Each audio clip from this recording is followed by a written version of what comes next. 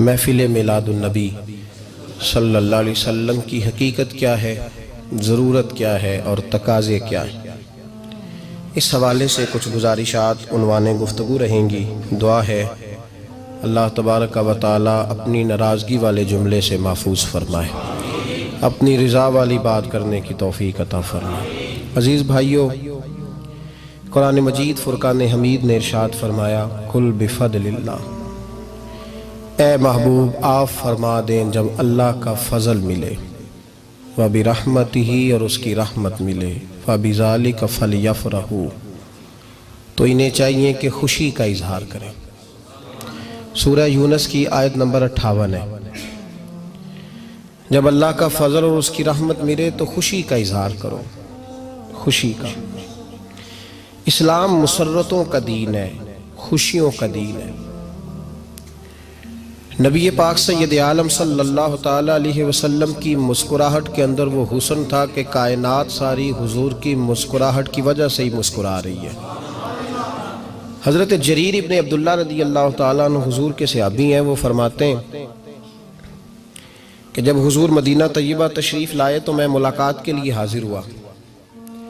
پہلے دن میں حضور سے ملا تو نبی پاک مسکرا رہے تھے۔ پھر 10 سال میں حضور کو دیکھتا رہا، اور حضور کے وصال سے چند دن پہلے میری جو آخری ملاقات ہوئی تو اس میں بھی میں نے اپنے نبی کو مسکراتے ہی دیکھا ہے۔ اور فاضل بریلوی رحمۃ اللہ تعالیٰ علیہ نے تو اس تخیل کا اور رنگ میں لیا ہے۔ وہ کہتے ہیں حضور کے مسکرانے سے ہی دنیا مسکراتی ہے۔ فرماتے ہیں جس کی تسکی سے روتے ہوئے ہنس پڑے۔ جب حضور ہلکا سا مسکراتے تھے تو رونے والوں کے دل بھی ٹھنڈے ہو جایا کرتے، غمزدہ لوگ مسکراتے تھے۔ حضور کی خوشیاں تقسیم کرتی تھی۔ نبی پاک صلی اللہ علیہ وسلم کا مسکرانا امت کے دلوں کو ٹھنڈا کرتا تھا۔ فرمایا جس کی تسکی سے روتے ہوئے ہنس پڑیں اس تبسم کی عادت پہ لاکھوں سلام۔ اور فرمایا یہ نہیں تھا کہ حضور بڑے تکلف سے مسکراتے تھے، حضور کی تو عادت تھی اس تبسم کی عادت پہ لاکھوں سلام، مسکراتے رہنا، خوشی کا اظہار۔ اسلام بہت ساری چیزوں کا انسان کو پابند کرتا ہے، حدود و قیود میں رہنے کا حکم دیتا ہے۔ صحابہ کرام علیہم رضوان کے ہاں شادی کے موقع پر بارات لے کر کے جانے کا کوئی رواج نہیں تھا۔ حضرت عبد الرحمن ابن عوف رضی اللہ تعالیٰ عنہ جیسے مالدار لوگ بھی شادی کرتے ہیں تو نبی پاک کے بغیر بھی بارات چلی جاتی ہے۔ کوئی کانسیپٹ نہیں اس طرح کا کہ ڈھیروں بارات لے کے جائی جائے۔ حضرت عبد الرحمن ابن عوف کہتے ہیں میں حضور کی بارگاہ میں آیا تو سفید کپڑے پر پیلا زرد نشان تھا۔ حضور نے فرمایا کیا ہوا، یہ داغ کاہے کا؟ عرض کی حضور کل میں نے نکاح کیا تھا۔ تو محبوب نے جو ارشاد فرمایا اس میں فرمایا بڑی اچھی بات ہے، ولیمہ ضرور کرنا، چاہے ایک بکری ہی ذبح کرنا۔ بارات نہیں لے کے جائی جاتی تھی، ولیمے کا حکم دیا۔ اور بخاری میں نبی پاک نے یہ بھی فرمایا جب تمہیں کوئی ولیمے کی دعوت دے تو جایا کرو۔ اچھا، اب شادی کے موقع پر جو بارات لے کے جائی جاتی ہے تو اگرچہ حضور کی سنت نہیں لیکن اسے ہم حرام نہیں کہتے، اسے ہم ناجائز نہیں کہتے، ہم نہیں کہتے کہ یہ تو نے غلط کیا۔ اگرچہ لے جانا حضور سے ثابت اس مروجہ انداز میں ثابت نہیں اس طرح ہمارے ہاں جاتے ہیں، لیکن ہم پھر بھی اسے ناجائز۔ کسی صحابی نے اپنے بچے کی شادی پر اپنے گھر میں لائٹنگ نہیں کرائی، لیکن آپ کو دنیا کا کوئی عالم یہ فتویٰ نہیں دے سکتا کہ لائٹنگ کرانا حرام ہے۔ آپ شادی کے موقع پہ ساری گلی سجا لو، آپ ساری چھتوں پہ لائٹنگ کرا لو، کوئی آدمی یہ آپ کو فتویٰ نہیں دے سکتا کہ شادی کے موقع پر لائٹنگ کرانا جائز نہیں۔ کبھی سنا ہے آپ نے کسی سے؟ بولیے یہ جائز ہے، جائز پیسے ہیں تو ٹھیک، بلکہ میں اس سے آگے بڑھتا ہوں، اس سے تھوڑا اور آگے جاتا ہوں۔ حضرت عائشہ صدیقہ رضی اللہ تعالیٰ عنہ فرماتی ہیں میرا جو کمرہ تھا نا جس میں میں حضور کے ساتھ رہتی تھی اور ایک لمبا زندگی کا عرصہ گزارا، اس میں 3 آدمی سو سکتے تھے، چوتھے کے لیے جگہ ہی نہیں تھی، اور کچا تھا۔ کھجور کے تنے کھڑے کر کے اس پر کھجور کے پتوں کی چھت ڈالی گئی تھی۔ میں جب ہاتھ اٹھاتی تھی تو میرا ہاتھ اپنی چھت کو چھو جاتا تھا۔ یہ ہے سنت نبی پاک کی، یہ حضور کا طریقہ ہے۔ بتائیے پکے گھر میں، لینٹر والے گھر میں رہنا جائز کہ ناجائز؟ کیوں جی؟ حضور تو کچے مکان میں رہتے تھے، آپ نے کیسے پکا بنا لیا؟ اللہ کی محبوب علی دین کو اس کی اصل بات میں سمجھیں. آپ ایسا نہ کریں جس میں انتشار اور امت تقسیم ہو. اس کا اصل مزاج دیکھیں. مہندی کے موقع پہ اگر کوئی آدمی 6 دیگیں دال چاول کی پکاتا ہے تو منع نہیں، جائز پیسوں سے پکائے. انہیں لائٹنگ لگوائی، کوئی منع نہیں.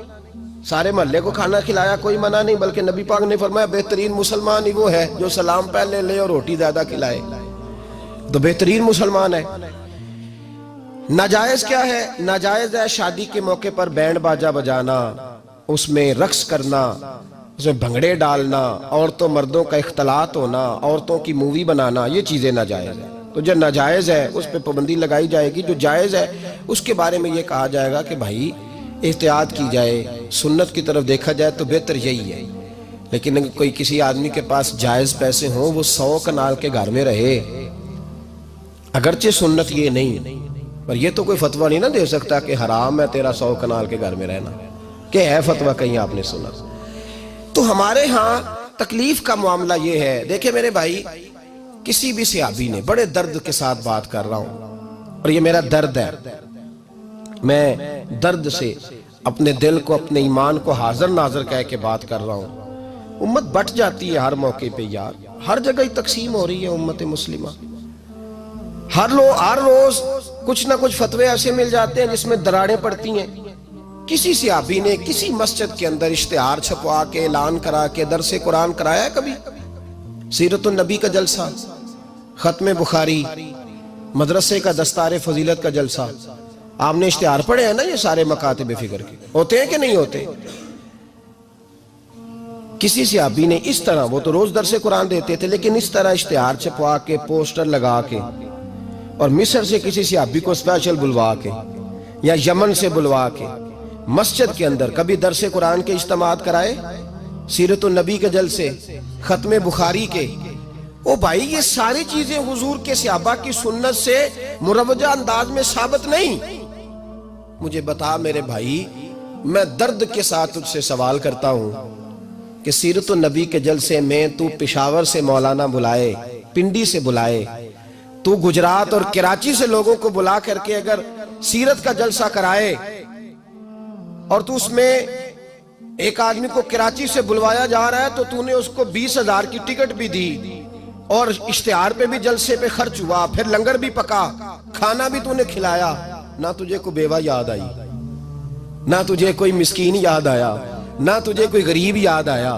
حالانکہ کہنا چاہیے تھا نا یہ جو ₹1,00,000 لگ رہا ہے کسی بیوہ کی خدمت کر دینی چاہیے، یتیم کو دے دینا چاہیے. درد کے ساتھ بات کر. سوال میرا یہ ہے کہ وہی کام جو سیرت کے جلسے میں ہوتے ہیں، پہلے تلاوت ہوتی ہے، پھر نعت ہوتی ہے، پھر کسی عالم کا بیان ہوتا ہے، وہی کام صرف نام بدل کے کیا جائے، عید میلاد النبی نام رکھا جائے صلی اللہ علیہ وسلم. یہ میں آپ کے ذہنوں پہ دستک دے رہا ہوں، تقریر نہیں کر رہا، صرف دستک دے رہا. او بھائی دیکھو، ایک آدمی وہی کام نام بدل کے کرے تو جائز ہے، اور اگر اس میں نبی پاک کے میلاد کا نام رکھ لیا جائے یا نعت کا نام رکھ لیا جائے تو پھر مجھے اجازت دے میں تجھ سے سوال کروں کہ صرف تجھے حضور کی تعریف پوری لگتی ہے؟ پھر مجھے اجازت دے کہ میں تجھ سے پوچھوں کہ صرف تجھے نعت اچھی نہیں لگتی؟